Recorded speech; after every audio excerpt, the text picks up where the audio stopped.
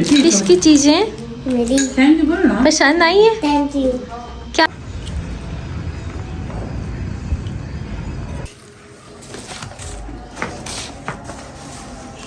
और सऊदी अरब में फौजी कैसे कहते थे कि यहाँ से जाऊंगी, ये लहज जहबी रहता है। दवाई टाइम पे बस सिर्फ खाओ, बस कभी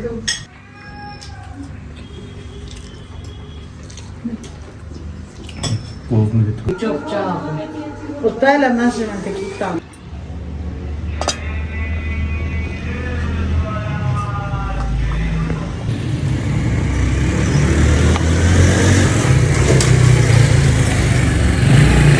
के दांत ही टूट गए हैं जो। और दूसरी दवा क्या की थी? और कौन सी दवा की थी? हमारी मम्मी मुझे सऊदी सऊदी अरब आ जाऊँ? सऊदी तो मैं गया हूँ तो पिछले दिन जब एक दफा फिर हैं 2 दफा। अस्सलामुअलैकुम वरहमतुल्लाहि वबरकातुहू। कैसे हैं आप सब? आई होप आप सब ठीक ठाक होंगे। अल्लाह पाक आप सबको खुश आबाद रखे, ठंडी मीठी मज़ेदार सी खुशियाँ नसीब करे। अल्हम्दुलिल्लाह हम भी बिल्कुल ठीक हैं। And welcome back to another day and another vlog. सबसे पहले तो ये देखें ना कितना प्यारा माशाल्लाह लहसुन निकलना शुरू हो गया है और प्याज भी जो है वो भी अपनी टहनियाँ निकाल रहा है। माशाल्लाह से ग्रीनरी उसके ऊपर बढ़ना शुरू हो गई है। लेकिन लहसुन ना सारे ही गमलों में निकल रहा था और देख के तो मेरा दिल बाग बाग हो गया, क्योंकि मुझे ना ग्रीनरी बहुत ज़्यादा अट्रैक्ट करती है। अच्छा खैर, आज आ रही थी मेरी मामा और मेरी सिस्टर, तो बस फिर मैंने तो सारी कुकिंग सुबह सुबह उठते साथ ही डन कर ली थी। मीठा बनाया था, साथ में बीफ कढ़ाई बनाई और उसके अलावा सैलड रेडी किया, रायता बनाया और सबसे अहम बात मैक्रोनीज़ बनाई। अच्छा, अदनान को मैक्रोनीज़ पसंद नहीं है तो इसलिए नॉर्मली मैं बनाती ही नहीं हूँ, तो जब गेस्ट वगैरह आते हैं ना तो फिर मेरी भी ईद हो जाती है।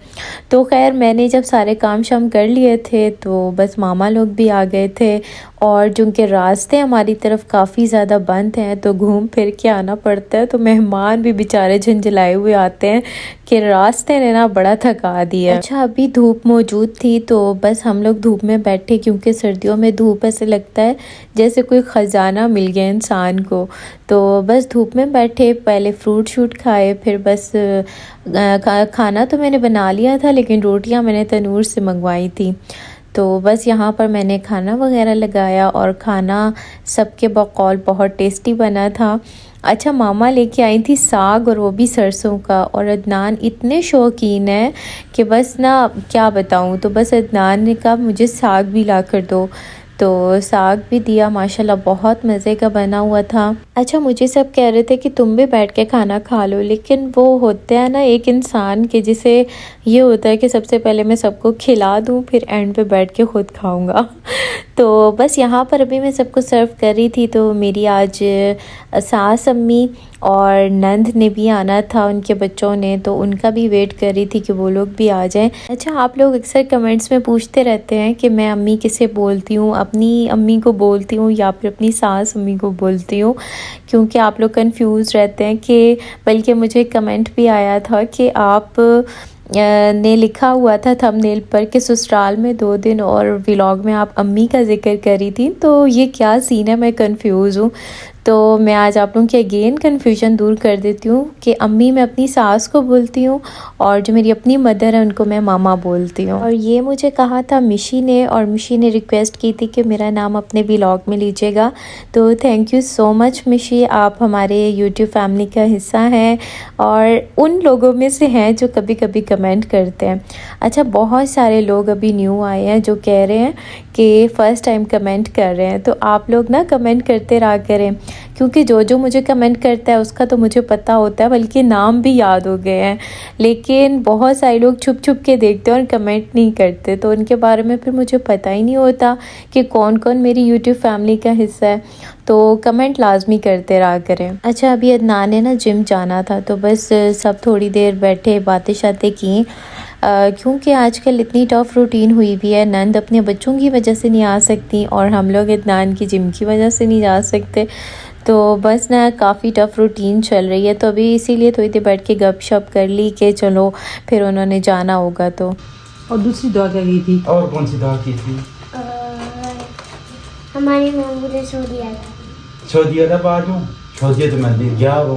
तब तो पीछे दिन जब एक दफा फिर से, हैं दो 2 दफा जाओ ना नानी नहीं कहना 2 दफा जाएगी। अदनान सालार से पूछ रहे थे ना कि मेरे लिए क्या दुआ की थी उम्रा करने के बाद ना, तो कह रहा था कि मैंने दुआ की है कि अल्लाह पाक आपको सऊदीया लेकर आए। माशाल्लाह अदनान ने 2 मरतबा उम्रा किया हुआ है, 1 मरतबा शादी से पहले अम्मी अबू के साथ और फिर शादी के बाद हम लोग अपनी शादी के 5वें दिन गए थे उम्रा पर, मैं और अदनान। अल्लाह पाक कबूल फरमाए और तमाम उम्मत मुस्लिमा को हर साल अल्लाह पाक काबा की ज़ियारत नसीब फरमाए, आमीन सुम्मा आमीन। मेरे पास डायरी है, एक घड़ी है, एक बॉल है, पेन है, लाइट है, शीशा है और बेबी कैचर्स है, एक टॉय है, पॉनीज है। थैंक यू मामू। बच्चों की कितनी छोटी छोटी खुशियाँ होती हैं ना, इनको इनके गिफ्ट्स दिए बहुत खुश थे। बस थोड़ी देर हमने गपशप की, फिर मामा और मेरी सिस्टर को वापस जाना था कि सफ़र लंबा था और फिर आपको पता है सर्दियों में रातें भी जल्दी हो जाती हैं, तो इसलिए फिर वो चले गई। अच्छा मामा ना बहुत कुछ बना कर लाई थी, मैं उन्हें कह भी रही थी कि आपने इतना कुछ क्यों किया, मुझे गिल्ट फ़ील होता है, लेकिन वो माओं की मोहब्बत होती है ना कि वो जब तक अपनी औलाद के लिए कुछ करे नहीं तो उनको सुकून नहीं मिलता। माशाल्लाह खाना बहुत अच्छा बनाती हैं, तो कोफ्ते बना कर लाई थी फ्राई करके। मुझे कह रही थी ग्रेवी बना के ना तो उसमें ये डाल के बना लेना। मैंने कहा चले आपने एक दिन की मेरी हांडी आसान कर दी है। तो दूसरी चीज़ जो थी वो साग बना कर लाई थी। अच्छा ये बेडशीट वो लेकर आई थी, उन्हें पता है कि मुझे बेडशीट्स बहुत ज़्यादा पसंद है, डिफरेंट डालना। तो ये बेडशीट लेकर आई थी, तो अम्मी, मेरी नंद और मैं हम लोग देख रहे थे ना अभी खोल कर, तो माशाल्लाह बहुत प्यारी बेडशीट थी, इसका कलर भी बहुत प्यारा लगा और सबसे बढ़कर तो जिस खलूस के साथ वो लेकर आई थी वो खलूस बहुत अच्छा लगा।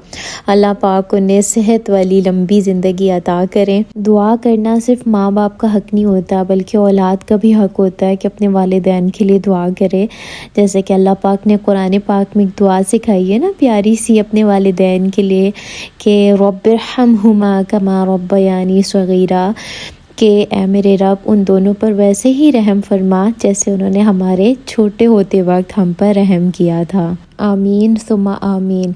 तो यहाँ पर दूसरी बात, अंडे लेकर आई थी मामा देसी। अदनान को असल में देसी अंडे बहुत पसंद हैं और मैं भी ज़्यादा कोशिश यही होती है कि देसी मिल जाए, लेकिन यहाँ पर इतनी पॉसिबिलिटी नहीं होती देसी की, तो इस वजह से ब्रायलर यूज़ करना पड़ता है। तो अभी माशाल्लाह लेकर आई थी, तो अम्मी को भी दिए, नंद को भी दिए और ख़ुद भी रखे अपने लिए। मक्खन लेकर आई थी ख़ुद बनाकर। तो बस अल्लाह पाक उनकी मोहब्बत को कबूल फ़रमाए और उनको सेहत, तंदुरुस्ती और ईमान वाली ज़िंदगी नसीब फ़रमाए, आमीन सुम्मा आमीन। तो यहाँ पर ना फिर मामा चली गई थी और अम्मी भी चली गई थी, तो मैं बैठी हुई थी अपनी नंद के साथ। तो यहाँ पर ना नंद मुझे कह रही थी कि जो ड्रेस तुमने लिया वो मुझे दिखाओ, तो बस मैं उनको अपना ड्रेस दिखा रही थी। खाया था आपने? मैंने वहाँ पे रैप खाया था, मंदी खाई थी, कैमल के गोश्त के कबाब खाए थे, पिज़्ज़ा खाया था, बहुत कुछ खाया था, सी कबाब भी खाए थे और मैंने बहुत कुछ वहाँ पे खाया था। मज़ा आया था? आया था। ज़्यादा मक्का में आया था या मदीना में? मक्का में। मक्का में ज़्यादा आया था।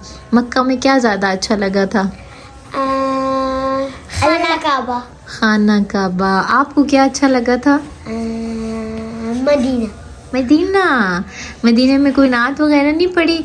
आने दुरूद शरीफ पढ़ा था ना? चलो दुरूद शरीफ एक दफ़ा सुना दो। लब्बैक।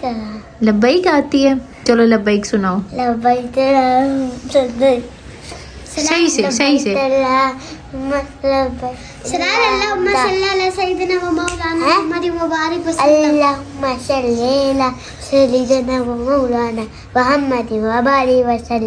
बच्चे आपको कभी बोर नहीं होने देते। अभी इतनी स्टोरी सुना रहे थे कि वहाँ पर ना हमने ये खाया था और वहाँ पर हम इधर इधर गए थे।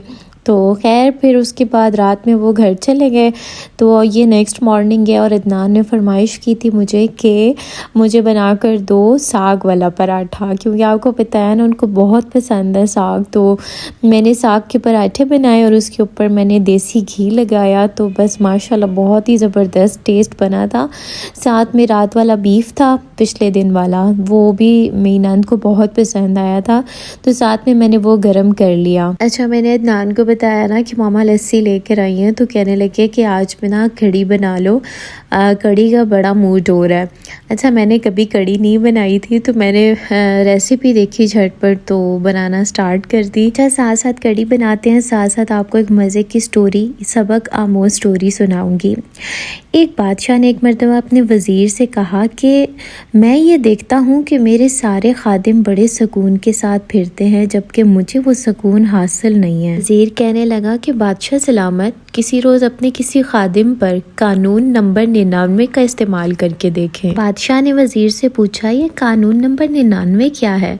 तो वज़ीर कहने लगा कि एक सुराही में 99 दिरहम डालिए और उसके बाहर पर्ची पर लिख कर लगाइए कि इसमें 100 दिरहम तुम्हारे लिए हदिया है, और ये फिर अपने किसी खादिम के दरवाजे पर रख दीजिए और दरवाज़ा खटखटा कर खुद आगे पीछे हो जाइए। बस फिर क्या था, बादशाह ने तजुर्बा करने का सोचा और ऐसे ही एक सुराही में दिरहम डालकर एक खादिम के दरवाजे पर रख दिए और ख़ुद खामोशी से छुप कर देखने लगा।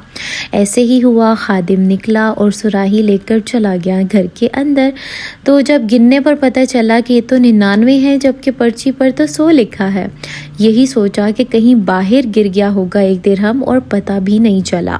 बस सारे घर वाले निकले, खादिम खुद निकला और वो एक दिरहम ढूंढ ढूंढ कर वो पागल हुए जा रहे थे। बस क्या था, खादिम ने अपने घर वालों को सख्त सुस्त कहा, झगड़ा किया कि तुम लोग एक दिरहम तक तलाश न कर सके। कुछ रात सब्र में और कुछ रात बक बक करते हुए गुजर गई। दूसरे दिन जब वही खादिम महल में आया तो उसके चेहरे पर सख्त झंझलाहट थी, गुस्सा था और काम में बेचैनी थी। अब बादशाह समझ चुका था कि 99 का कानून होता क्या है। अगर हमें जिंदगी में कोई एक नेमत नहीं मिली ना, तो 99 को याद रखें, और वो एक नेमत किसी हिकमत के तहत ही नहीं मिली, वरना अल्लाह के लिए देना कोई मुश्किल काम नहीं है। अल्लाह पाक हम सबको अपना शुक्रगुजार बंदा बनाए, आमीन सुमा आमीन। तो वीडियो को लाइक लाजमी कीजिएगा और प्यारा सा कमेंट भी। अल्लाह हाफिज।